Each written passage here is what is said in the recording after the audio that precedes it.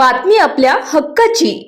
भारतीय नौदलाचे जनक युगपुरुष छत्रपती शिवाजी महाराज यांचा पुतळा दुर्घटनेमुळे राष्ट्रवादी काँग्रेस पार्टी चांगलीच आक्रमक झाली आहे। राजकोट येथील किल्ल्यावर असणाऱ्या छत्रपती शिवरायांच्या पुतळ्याची दुर्घटना घडल्यानंतर राज्यभर राष्ट्रवादी काँग्रेस पार्टीने आंदोलनाची हाक दिली आहे। त्याचाच एक भाग म्हणून गुरुवार दिनांक 29 ऑगस्ट रोजी सकाळी 10:30 वाजता सांगोला येथील छत्रपती शिवाजी महाराज पुतळ्यासमोर राष्ट्रवादी काँग्रेसच्या वतीने आंदोलन करणार असल्याची माहिती राष्ट्रवादीचे शहराध्यक्ष तानाजी काका पाटील यांनी दिली। छत्रपती शिवाजी महाराज हे सबंध देशाची अस्मिता आहेत।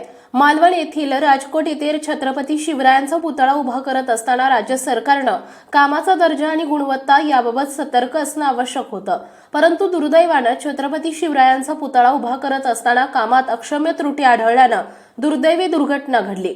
राज्य शासनाने या प्रकरणाची सखोल चौकशी करून या प्रकरणी दोषी असणाऱ्या प्रत्येकावर कठोर कायदेशीर कारवाई करावी, तसेच भविष्यात अशा पद्धतीच्या चुका होणार नाहीत याची पुरेपूर काळजी घ्यावी। यांसह पुन्हा मालवण राजकोट येथे भारतीय नौदलाचे जनक आणि सबंध देशाची अस्मिता असणाऱ्या छत्रपती शिवरायांची प्रतिमा आणि दैदिप्यमान इतिहास सांगणारे स्मारक आणि छत्रपती शिवरायांचा शक्तिशाली पुतळा पुन्हा उभा करावा या मागणीसाठी राष्ट्रवादी काँग्रेसच्या वतीने हे आंदोलन करण्यात येत आहे।